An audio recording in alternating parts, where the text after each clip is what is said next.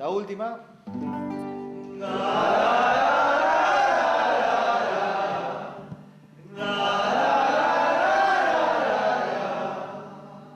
Un, dos, tres, va. Honor al trabajo, honor a la clase, honor a este pueblo que espera de ti. Un nuevo mundo resplandeciente de justicia y libertad. Un nuevo mundo resplandeciente de justicia y libertad.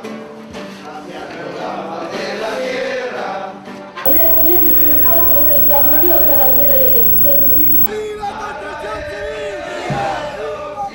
Un dirigente sindical realmente tiene que asumir una posición, compañeros. A través de los siglos batallamos sin cesar.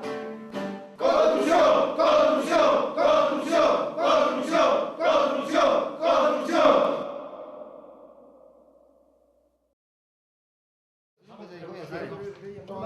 Todos los banquitos de la escuela sindical se destrozaron la cabeza.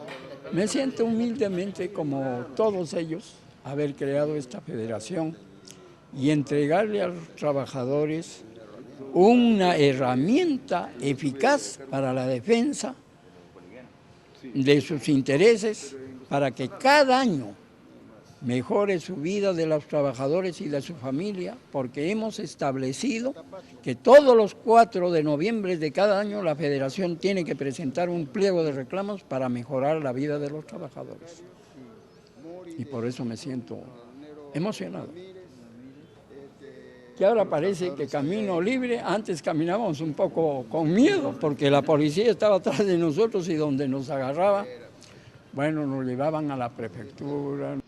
Pérez Godoy, como gobierno representante de la burguesía, lo primero que hicieron es agarrar y perseguir a los dirigentes sindicales consecuentes, a los luchadores sociales, en fin, a los dirigentes de partidos de izquierda, creo.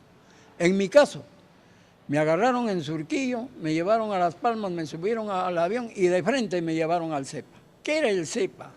El CEPA en ese tiempo era la colonia más temida porque estaba en el centro de la selva inhóspita, solo creada para los criminales más avesados y para los bandidos más criminales que existían en ese momento. Y ahí nos condujeron, y ahí fui.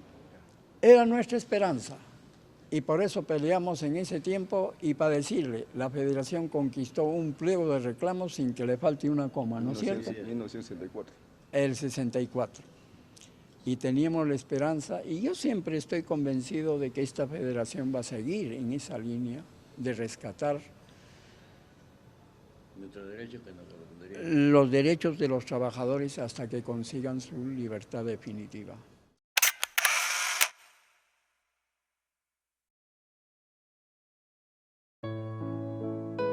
La Federación de Trabajadores de Construcción Civil empieza a gestarse junto con el surgimiento y la organización del proletariado peruano a comienzos del siglo.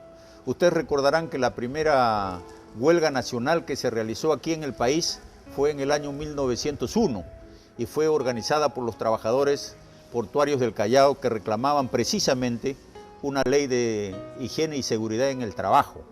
Y el primer mártir de los trabajadores peruanos justamente se dio en esta lucha, en la lucha de 1901. Ya los trabajadores de la construcción habían iniciado ese proceso.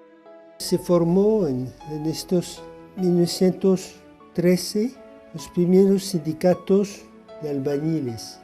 Se formó junto con la Federación Obrera Local de Lima, una federación de albañiles que participa en un paro para la lucha dentro del contexto de la lucha por las 8 horas. La época en la cual había una transición entre el movimiento anarquista que impulsa los sindicatos, los primeros sindicatos a partir de 1911, y luego el movimiento sindical clasista impulsado y apoyado por Mariátegui. Es preciso que el proletariado reaccione, es preciso que reconstruya sus organismos, es preciso que el proletariado cree sus cuadros sindicales a base de la organización de empresa, a base de la organización por industria. No podemos seguir con organismos a base de oficios. La experiencia mundial precisamente nos demuestra que esta forma de organización ya ha llenado su rol dentro de la revolución social. Hoy vivimos la era de la máquina. Hoy que el capitalismo da su formidable ofensiva con sus sistemas de racionalización, el proletariado tiene que reconcentrarse, tiene que centralizarse. Lo que ocurre es la crisis de 1929, que es una crisis financiera mundial como la que estamos viviendo ahora, que afecta duramente la economía peruana y los trabajadores, porque cierran, se paralizan cantidades de obras, se paralizan minas, fábricas, hay muchos despidos de trabajadores y uno de los más golpeados es el sector de construcción, los albañiles, los carpinteros, los diferentes oficios que se forman alrededor de la industria y de la construcción. Y entonces hay una iniciativa importante en 1930-31, donde participa Isidoro Gamarra, para organizar los desocupados. Eso es una novedad muy importante que se puede dar la patente a los peruanos. Se crea comité pro desocupados en cada barrio, en cada ciudad. Así que los trabajadores de construcción civil que estaban considerados como los más inestables, no tenía continuidad su trabajo, ahí hacía una obra y se quedaba pateando lata mientras no había otra. No estaba seguro de conseguir otro trabajo.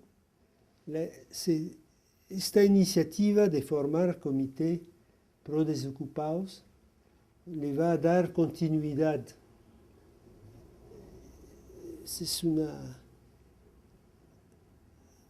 de los elementos fundamentales de la importancia, de la fuerza que tiene la Federación de Construcción Civil en el sindicalismo peruano.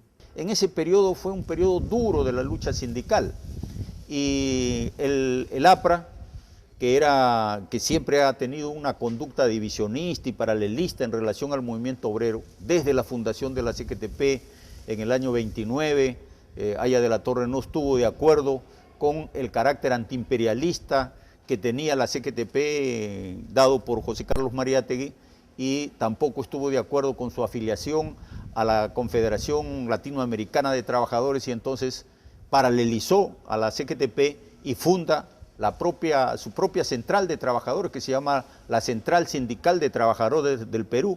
Esa acción paralelista no solamente se dio en el caso de la CGTP, se dio también para la Federación de Trabajadores de Construcción Civil.